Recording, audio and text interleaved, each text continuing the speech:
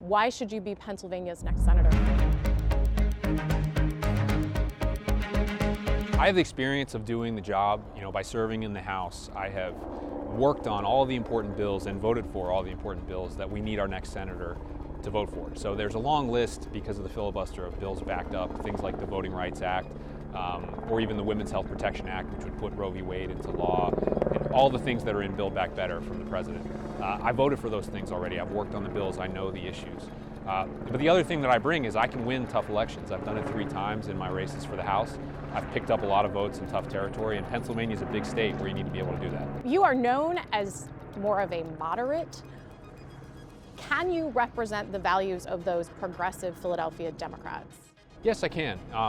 What I always ask is if you think about how you define the word progressive. And for me, you should define it by results. Like, all the rhetoric in the world doesn't make actual progress if you don't get bills passed and get things done. And when Philadelphians overwhelmingly chose Joe Biden in 2020, and people in Pennsylvania chose members of Congress like me who could win, that put us in the majority. And we passed probably the most progressive bill of our whole lifetime, the American Rescue Plan. So I'll put that record up against anybody. I mean, that's real progress as far as I'm concerned. President Biden has been in office now for a year. Do you consider President Biden's administration to be a success? I do, yeah. No, I mean, he came in facing incredible challenges, a global pandemic and rising levels of inequality and calls to deal with racial injustice and all sort of things happening overseas.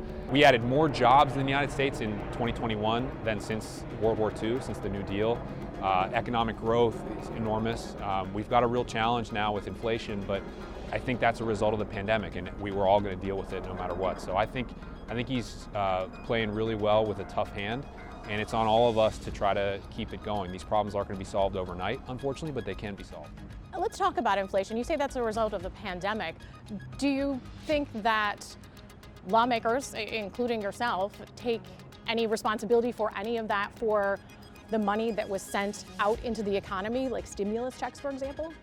It seems pretty clear at this point that this is a supply chain inflation caused by the pandemic. So it's but people. Could that be a factor, those stimulus checks that went out and added more money to the economy? I think here's how I would answer that. I think if you think about where we were when we made that decision, when we took those votes to stimulate the economy, just send checks to people that really needed it, could it cause some of the inflation at some point? Anytime the government spends money, that's probably true. But we didn't want people to get evicted from their houses. We didn't want their kids to go hungry. A few years ago, when you were running for Congress, you ran a campaign ad that showed you holding a gun. What would you say to families in Philadelphia who might be uncomfortable voting for someone who held a gun in a campaign ad for votes? I'd say that, I'm interviewing for a job here to be a senator that will go to Washington, D.C., and represent you and get bills passed and get things done to protect you and your family from gun violence. So, I have a record now from having served in Washington of voting for a bill that would really strengthen the background check system so that everyone who wanted to get a gun in America had to pass a background check and possess it legally. Almost all of the murders in Philadelphia, as far as we know, are committed with illegal firearms. They're committed as a result of an illegal gun trafficking trade that takes place every single day, and the federal government, in my view, hasn't done enough to stop it.